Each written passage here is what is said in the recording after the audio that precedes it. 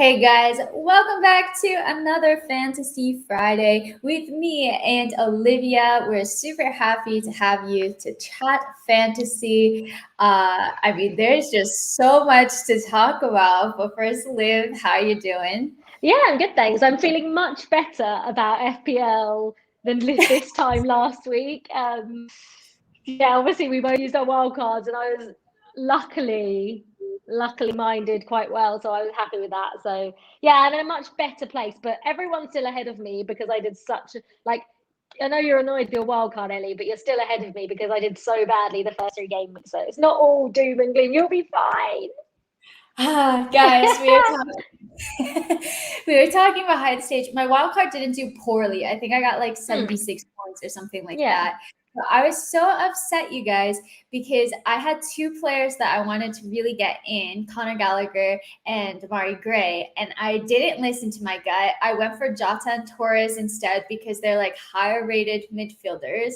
And then the Gallagher and Gray both ended up getting points last week. So I was so upset with myself.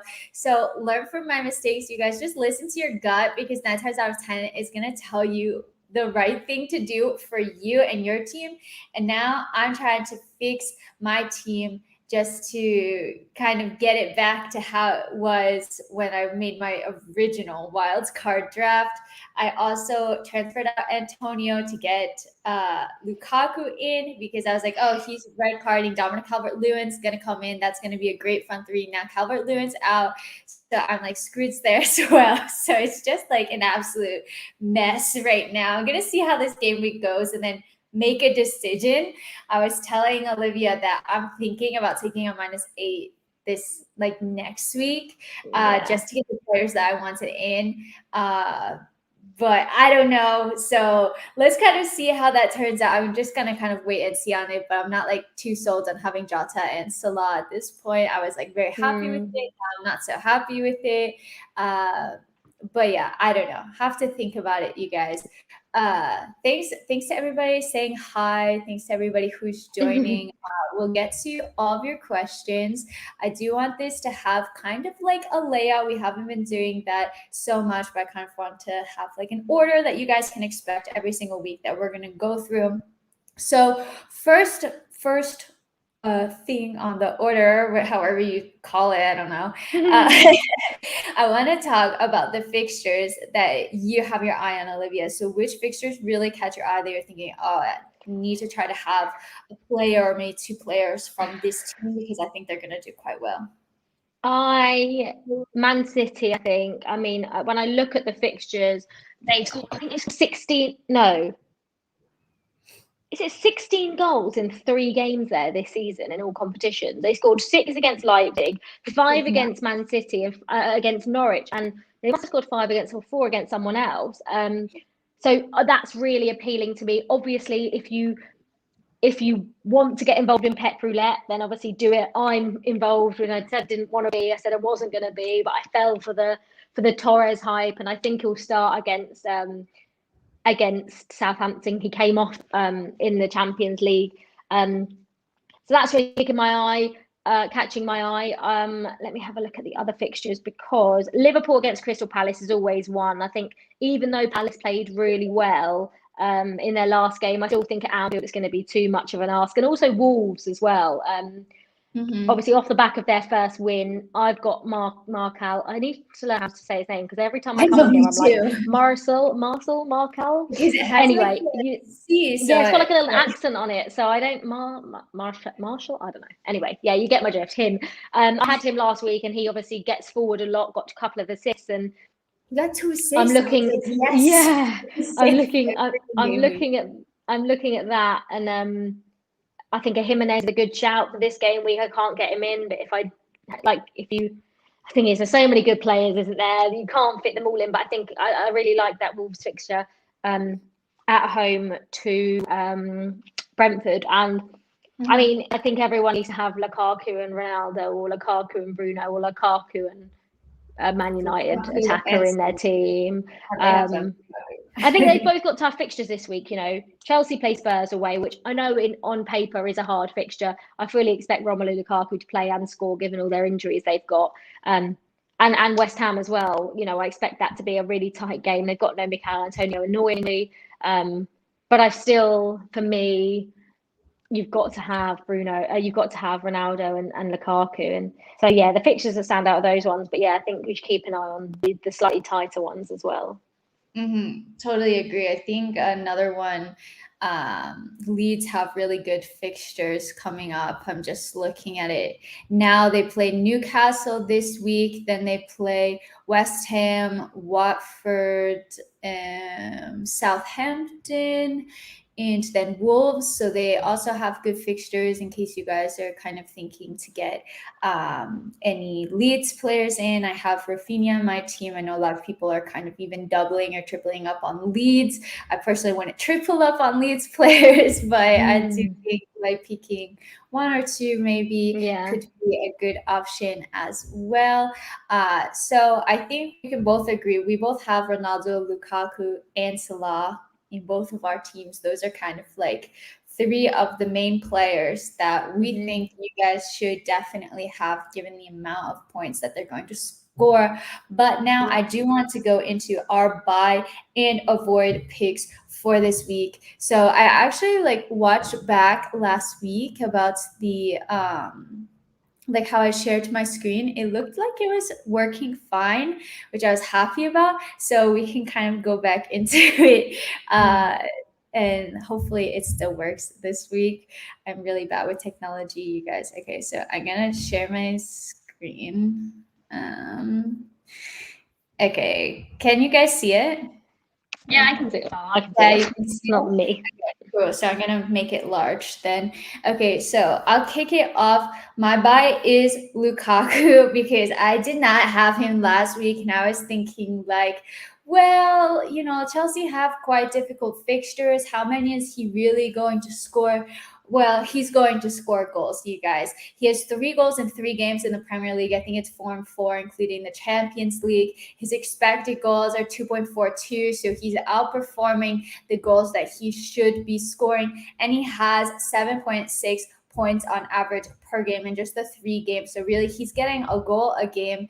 Tottenham, I think, you know, on paper, like Olivia said, is a hard fixture. But I really do think that Lukaku could get 1 goal. If we get the first one, I feel like it's going to open up and we could get a second as well. And after the City game, anything can happen. But then Chelsea have really, really favorable fixtures, playing Southampton, Brentford, and Norwich.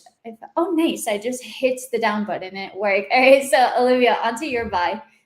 Yeah, I would say as well, if you're not getting Romelu Lukaku for like these next two game weeks because you're put off by Tottenham and Man City, then you have to get him by game week 7. Like there's not even any excuse because our fixtures are ridiculous. He will be my captain pretty much every single week for the next 4 after Man City. So I would definitely look to get him. Yeah, the reason I went Torres is because, you know, they've got tough fixtures in between Southampton and Brighton and Burnley, sorry.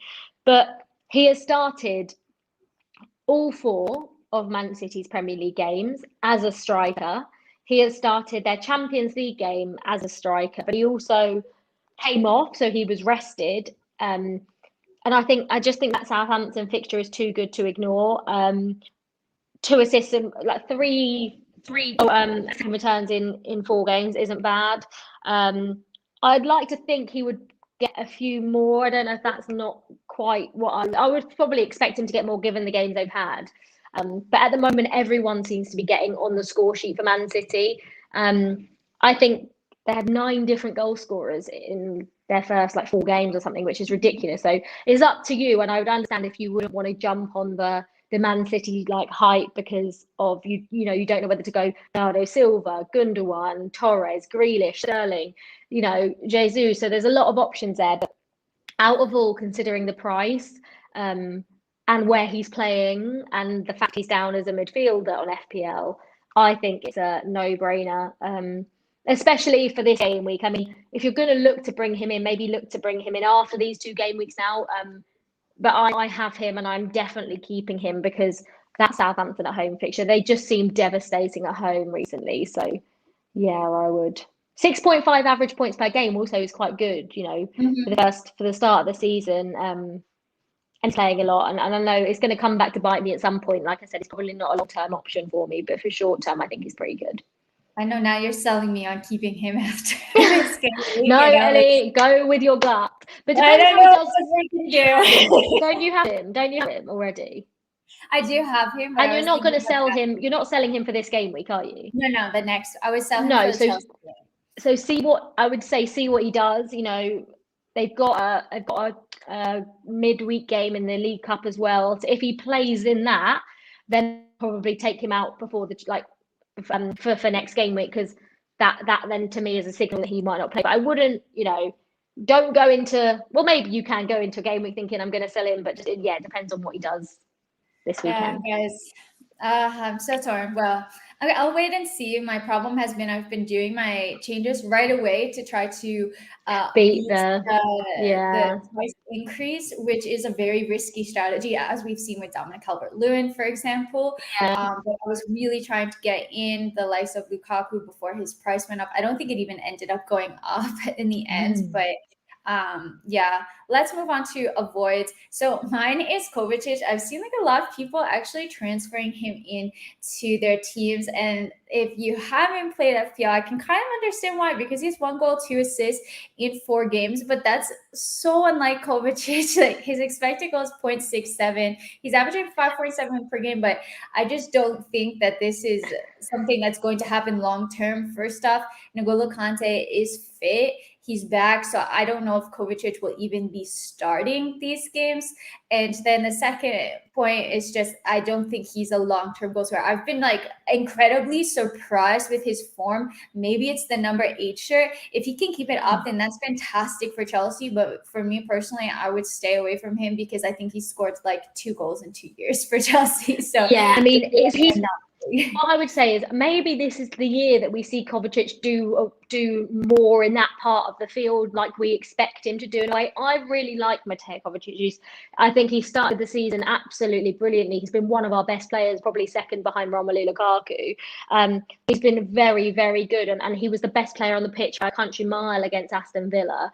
And he got his goal as well, and it was just brilliant play. I thought he just seems like his all-round game has improved, but he looks knackered. You know, he's played a lot, but I think with Saul not, you know, just maybe living up, you know, his debut wasn't great. I don't know when he's next going to start. Kante, not sure on, you know, it says he's fit for the weekend. He's probably going to play against Spurs, but it'll be interesting to see whether Tuchel puts him next to Jorginho or Kovacic, because I think it'll only be 2 of them in midfield. But I would say, yeah, avoid Kovacic, I would say, until you maybe get like a clearer idea, because he could be a great bargain, you know, absolute differential, if he can carry on getting into those positions and being more effective with the ball at his feet, in sort of that attacking third.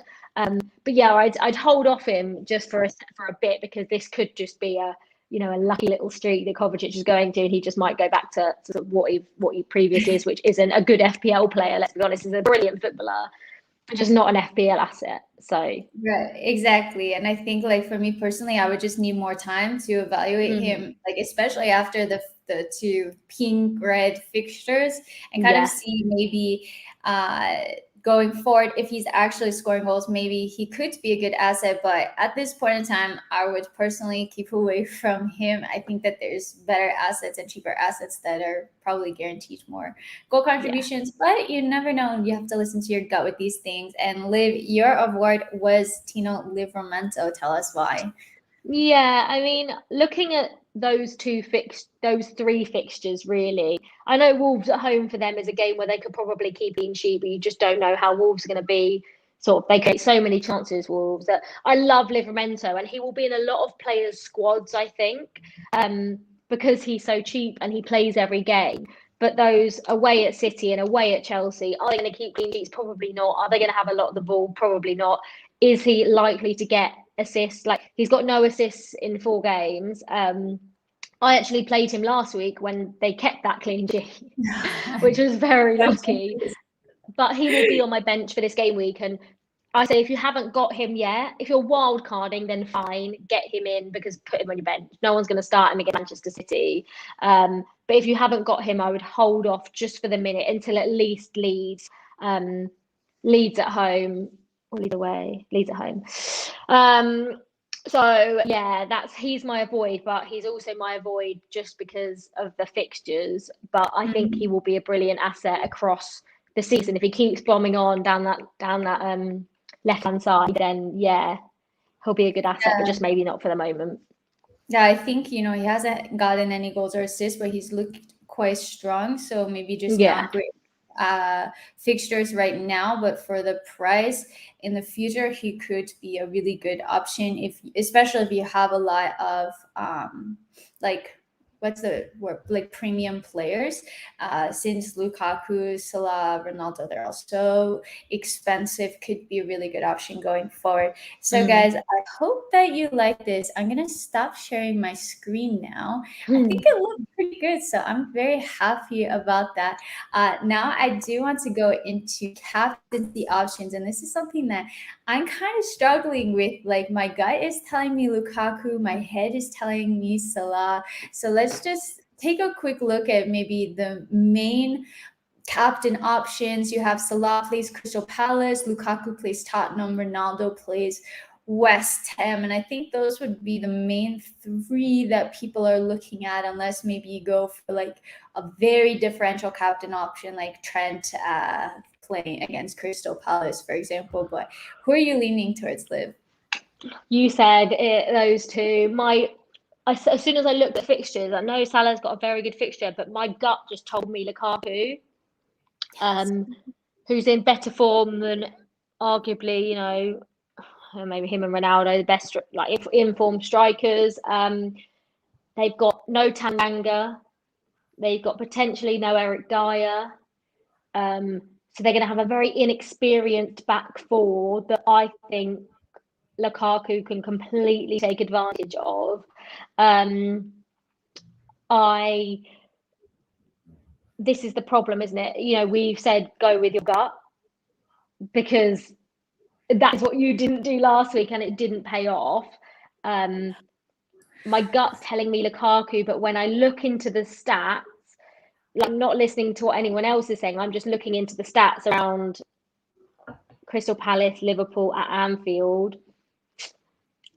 Palace have never won there. Liverpool, I think, scored 8 or 9 against them across both games last season. They scored 7 against them at Anfield. It's just, I don't know. Salah is a very, very good option, and I think Salah will probably be the most popular captain for this game week. But something like you is telling me to go Romelu Lukaku, and that's going to be, obviously, the deadline's tonight. Don't forget that deadline tonight. It's a Friday night match. I know, I saw that. I was like, oh, we just in time. Yeah, so I'm still struggling between the two, but I'm not captaining Ronaldo. I didn't captain last week. I'm not captaining him this week, but it's between Lukaku and Salah. I sort of want to go different. Everyone's probably going to go Salah. So I'm swaying more towards Romelu Lukaku. But that's like a double whammy, isn't it? If he doesn't score, it's then like, oh, not only is he not scored and he's your captain, but he's also my team, and then I'm like doubly annoyed. So it's so hard. But I will tell you, like, I don't think like Salah captain has ever paid off for me. I think I always managed to pick him as a captain when he blanks, like without a fail. So I'm kind of like scarred from this. I just don't feel like I can trust the guy in fantasy. Yeah. So that's kind of what, that's the thing. Like, on paper, Crystal Palace does look like the better fixture. I didn't think that Liverpool looked that good midweek in the Champions League. I thought that, they looked okay, but I didn't think they looked like the Liverpool that we're kind of like used to knowing as well. I think Salah got a goal, if I'm not mistaken. I'm really poor with remembering these things. But yeah, I'm leaning towards Lukaku as well. Something's just telling me like 4 and 4. And I'm thinking if Spurs play a back line, like a low block, which I think they're going to play, who's the most likely of scoring? Probably Lukaku. So yeah, I don't know, you guys. too Seems like hard. we're both leaning towards Lukaku for captain options. Let us know. I'm gonna start going back through all of the questions that we've received kind of since the beginning of the stream now. So kind of that's going to be the format going forward. We'll talk about the fixtures, people to buy and avoid captaincy, and then we'll get to all of your questions. So make sure to send them in. So Devan says, is it good to go with 5 defenders? I typically go with 3 defenders, maybe 4 if somebody has a really bad fixture or had a red card or something. But I typically don't go with 5 because I feel like the points are in midfielders and attackers who are going to score goals. But what do you think, Liv? Yeah, I never go 5. Never. I'm going for this week again. I usually go 3. When I have a better squad, I usually go 3. But last week I went 4. And this week I'm going 4 as well. It's fine to go 5. Like if you've got a really strong defense, if that's where the money is, that's where you've spent a lot of your money, then play them. But like I've got 2 £4 million defenders in my team, so I'm not going to be playing 5 defenders. I'm playing one of them this weekend, one of the 4s, but I'm not.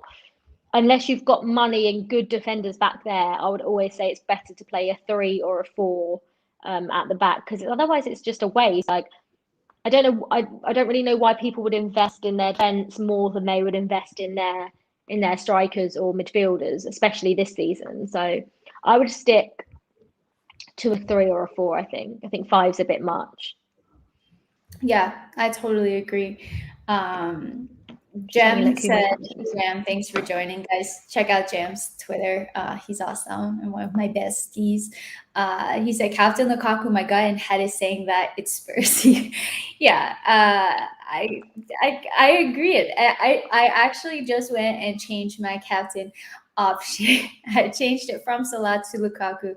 Let's see if it stays like that. Andrew says Salah and Mane both have amazing records against Crystal Palace. You should consider either of these for captaincy. What do you think about people who have Mane in their team? I don't know if he's actually like that highly owned, but he hasn't been scoring as many goals. No, not after it took him about 11.9. Oh my God. I think that's quite high because it took him about 8 big chances to score 1 goal against Leeds. He literally had chance after chance after chance against Leeds. And he couldn't put them away for some reason. I'm not quite sure what's happening with Mane, but he's not the Mane that we know, and he's not the good FPL player Mane at the moment. If you've got Mane over Salah, no. Something's gone wrong. You have to have Salah, personally, I think so. And, Mane has got a good record against Crystal Palace. He really does. And so does Salah. Liverpool do in general over the last few seasons. So Salah's going to be, I think, the most owned captain this week. So yeah, him. If you have Mane, you want to captain him, fine. But I would not be taking that risk given the form he's in. I wouldn't put him in my team. I mean, he's just so expensive. And I feel like there's a lot of other options. Like I'd much rather have Ronaldo or Salah over Mane. Yeah, he's getting into really good positions, but it just feels like he hasn't started scoring that consistently yet. And for like almost 12 million, they should be having probably at least a goal contribution if it's a goal and assist like almost every game week for that price. Yotam asks Bamford or Dominic Calvert-Lewin. I don't know if you know, Calvert-Lewin is out until like early October, unfortunately. Yeah, I'd go. I think you're safe going Bamford there, and they got quite a good fixture as well. They got.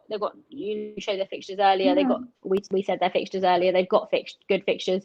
Starting off with Newcastle tonight, which I never think Newcastle away is an easy fixture. Newcastle at home, I would say, is an easy fixture, but Chelsea over the years have never done really that well at St James's Park. So it is a tough place to go. But Leeds' fixtures are good, and if one or the other, you're not going to pick the injured one. So definitely Patrick Bamford. I was debating using my transfer this week to take out Antonio and put Bamford in, but that would leave me with 0.1 in the bank. No, that would leave me with like no money in the bank. So then I don't know if I'd want to risk that I mean, not that Antonio will be going up in price anytime soon, but their fixture. But maybe another time, because I don't think I've got the balls to do that yet. But Bamford's definitely a good option. I think very good. Yeah, I'm so pissed that I transferred Antonio out instead of Dominic Calvert-Lewin. Again, guys, I did it before to try to beat the price increase, and it bit me in the ass. So Antonio's been in like crazy form, but their fixtures aren't like fantastic going forward. So that's like the only thing that's like consoling me a little bit. But it's definitely a wait and see. Jem, as any hot takes, popular players you won't pick and why? I'm trying to think if there's somebody who's like very popular that I don't have in my team. I mean, Bruno will still be pretty popular, I imagine. I'm not picking him. Yeah, I think everyone did. I think it's unlikely you have both of Bruno and Ronaldo. I'm not having him. I'm not having Jota. I'm not having Greenwood. They're not the most expensive players, but they are still very popular players in FPL. I don't have Mason Mount, for example. I know a lot of people, like a lot of Chelsea fans, have Mounts in their team, and for me, Lukaku I just don't think is the only. Yeah. Is the only Chelsea player I think people should have right now. But yeah, there's a few that they're not like players I wouldn't pick because like I don't like them. It's just players that I pick because I don't know. I just think there's better options. But there is quite a few, a lot of popular players that I don't have in my team because I've got the big four, and once you've got the big four, you can't really have anyone else. So I've literally got like so many cheap players. So but that's what happens when you go for the four of the best players in the game. I know. So. I think I'm gonna get Trent back in. I don't know. I still have to decide what I'm gonna do, but that Brentford fixture just looks like so good.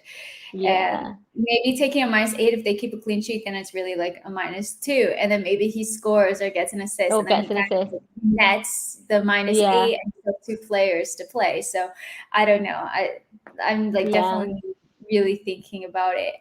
Scott asks, hey Scott, thanks so much for joining Carefree Youth. Taking Lukaku out of the option, who would you say is the next best option to buy from Chelsea's squad? For me, I think I would go for a defender. And I would be between Reece James and Rudiger. I think Reece James has more of an attacking threat, but Rudiger is probably the most nailed-on defender in the back line, and Reece James is a little bit more. Ellie, imagine if he'd scored that goal.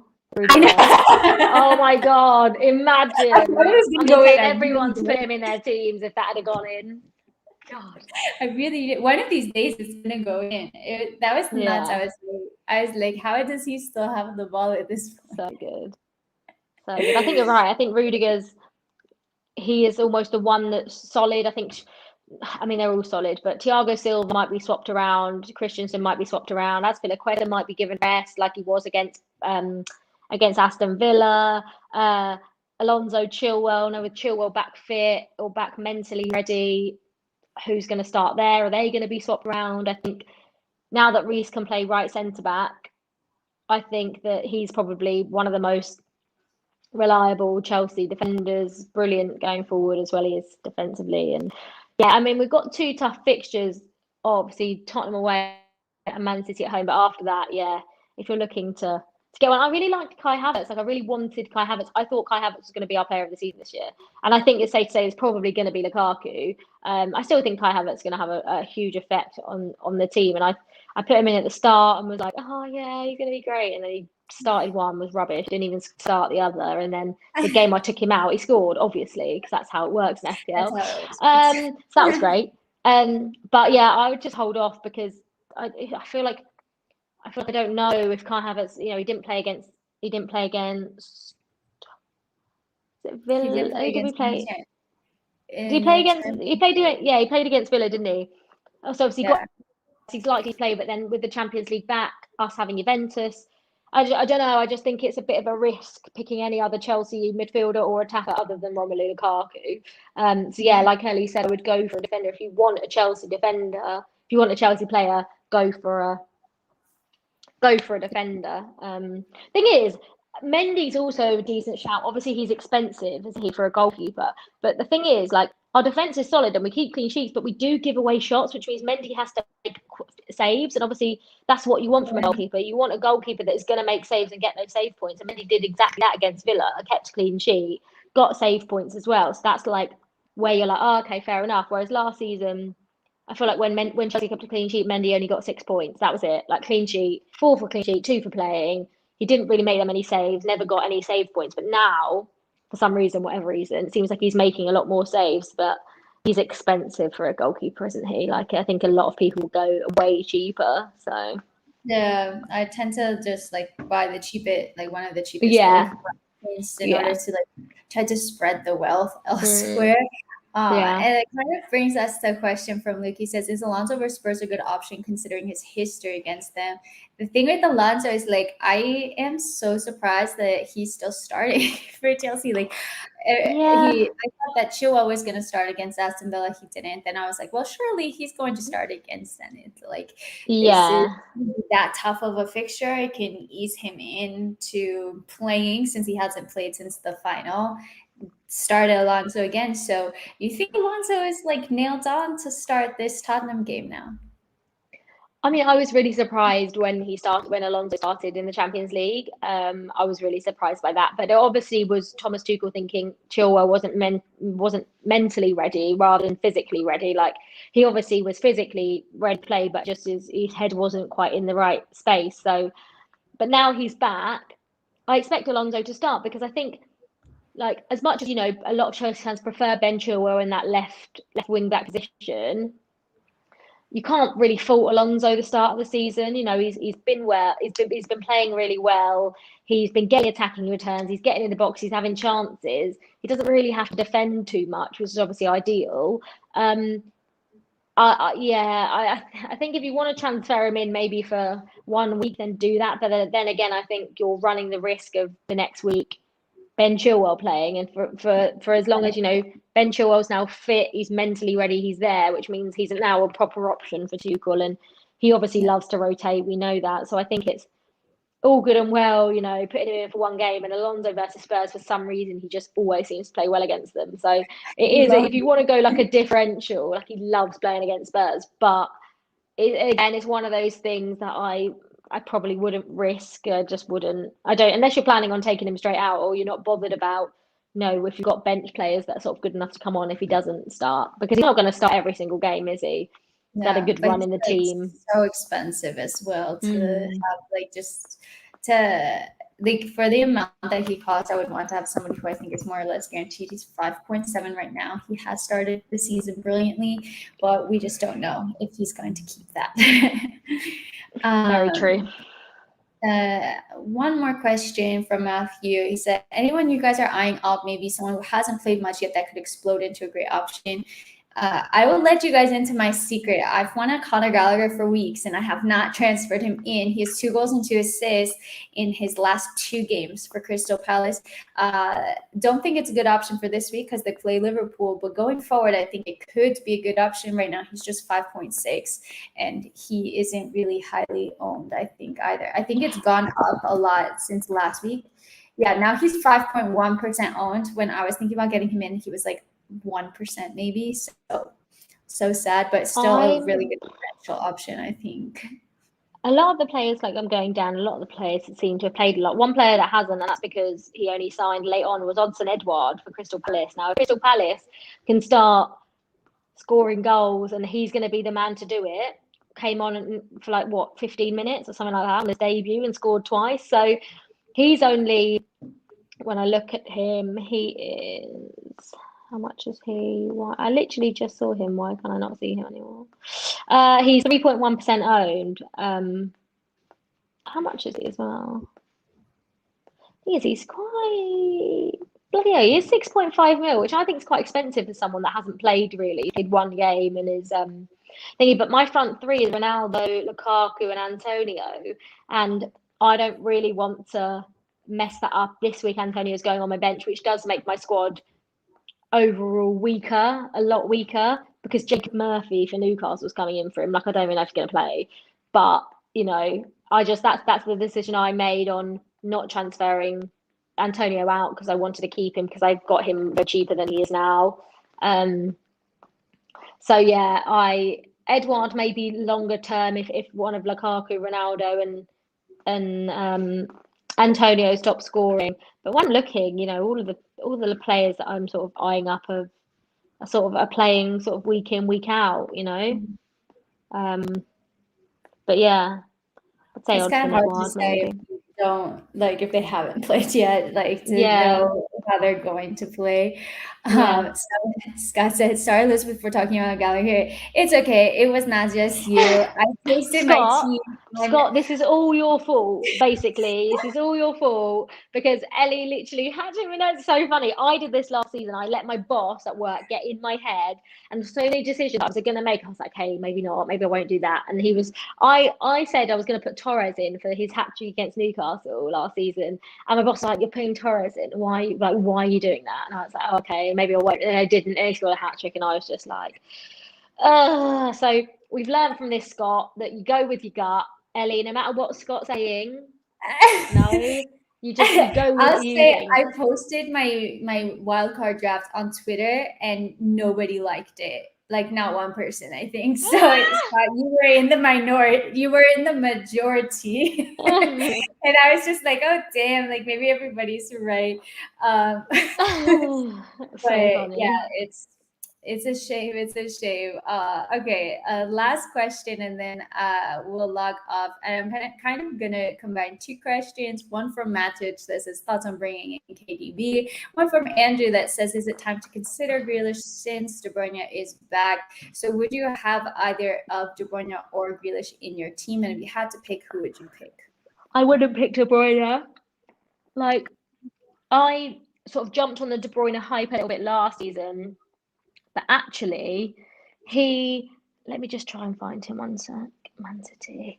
I wish you could on the app. I wish you could go back and see previous seasons. But anyway, I think we all jumped on the hype last season when we didn't actually have that good a season in FPL.